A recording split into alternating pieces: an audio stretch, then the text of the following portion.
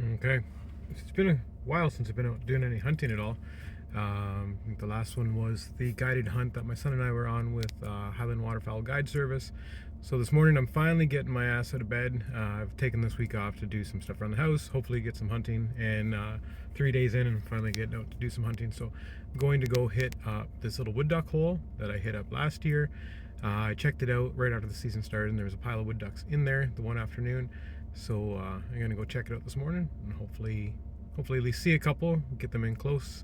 I'm gonna try the flashback decoy in there just on its own, just enough to. It's just some standing water in like a oak and maple stand. So I'm gonna use the flashback decoy in there just to get some ripples going, and I know the birds want to be in there. There we go. Got the flashback going. Got about 15 minutes to legal light. Just waiting. Hopefully it'll be a nice morning. It's cool. Got some cool breeze from the north today, so hopefully something happens here. So after that initial flight of ducks, I waited a bit and just moved my decoy over to a more open spot that the birds seem to be wanting to land. And they slow down, which I find they do in this spot. I think it goes like right after legal hour. Birds that come over. And then you gotta wait a little bit. So I sat tight, left the bird there. Hopefully the Shotkam kicked in when I bumped it. I did water swap this guy. He was just on the edge. He's the only one that came in close enough. I could see it was a nice drake. So I got him. So hopefully the Shotkam footage shows up. Nice bird. Trying not to dunk my decoys in the water. Beautiful bird. Gorgeous little guys. Alright, well, only got the one, and it's just a little after 8, but I gotta pack up soon. So, not a bad spot. And I don't like to hunt it too much. So it's a small spot. As you can probably hear, fairly close to the road, but it is a public spot. So as I was saying, public spot, fairly close to a road, and there is a house not too far, probably 150, 200 yards away. Now the township I am in, there is no discharge bylaws as far as noise, distance, and that.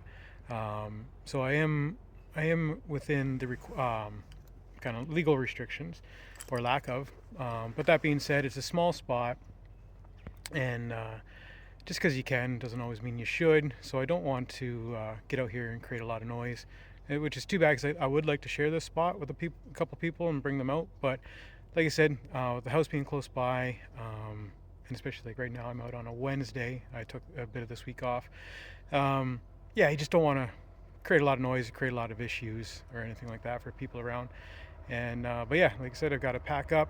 I am kind of off this week. I'm taking a bunch of vacation time, but I accepted a call for 8:30 this morning. So yeah, you can see the road's right there.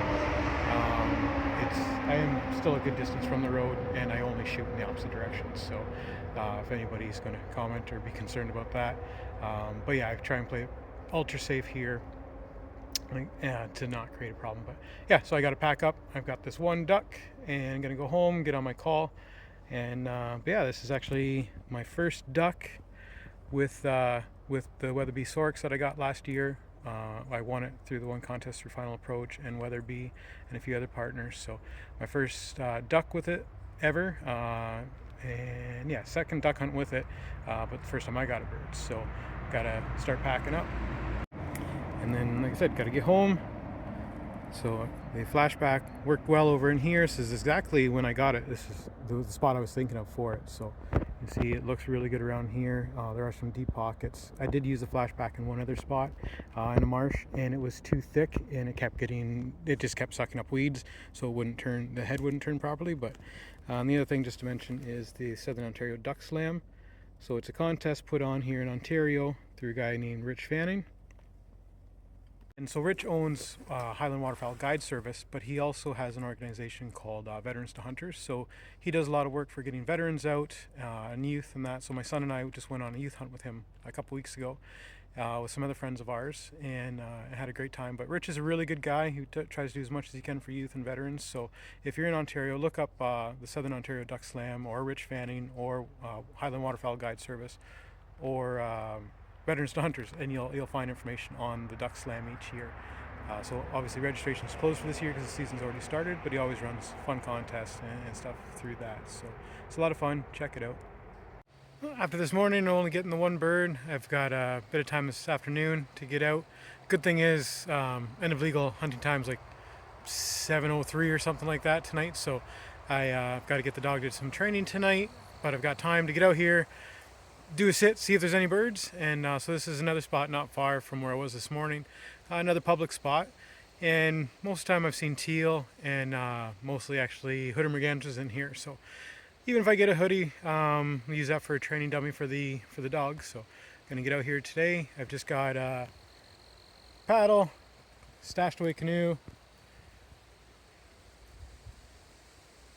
Yeah, so I've stashed a canoe out here a while back, and I had I had like a handful of decoys, but those got stolen, of course.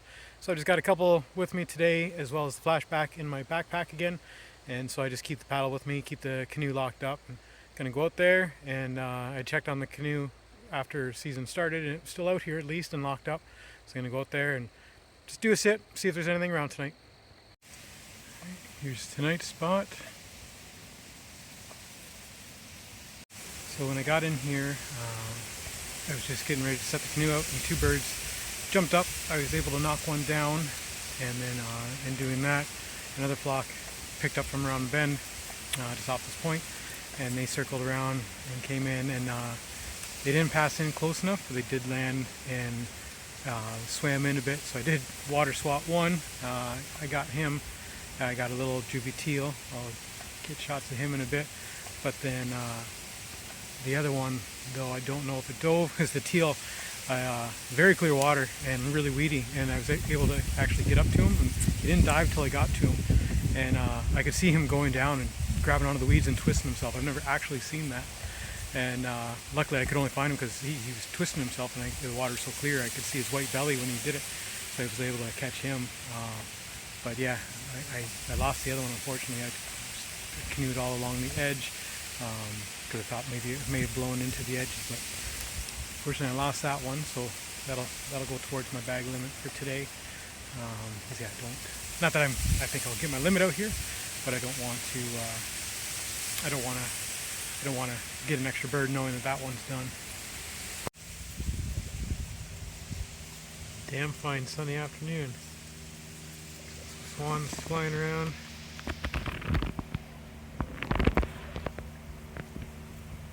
See him up there. Big old swan just touched down. So we've got trumpeters in this area. Historically, there's a lot of reintroduction efforts not too far from here. So there was a few in here when I got here. Scared them off when I was out chasing that teal around. But they'll be back in here. Get a lot of greater egrets in here too. Haven't seen any today, but they tend to hang out. Another cool thing about this wetland is there's a bunch of wood duck boxes in here. And I actually come in with local hunter and angler club in the wintertime, and we check those for use and success. And in this one in particular, we find more hooded merganser eggs, but we do find use by hooded mergansers and wood ducks. Magic hour. I'm probably going to pack up and get out of here before the end.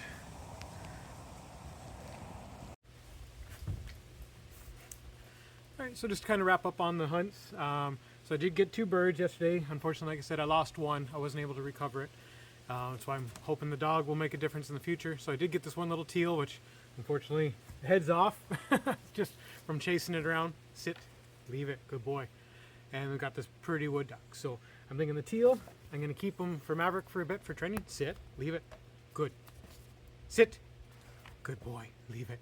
And just a couple words of safety things to consider. So yesterday I forgot my hearing protection in the truck, and still paying for it today. Mostly because I had to chase that teal and put a bunch of shots into him out in the canoe, and that's the other thing. I did have a life jacket on while I was out in the canoe. It's kind of rickety at times, and also because I was on public land.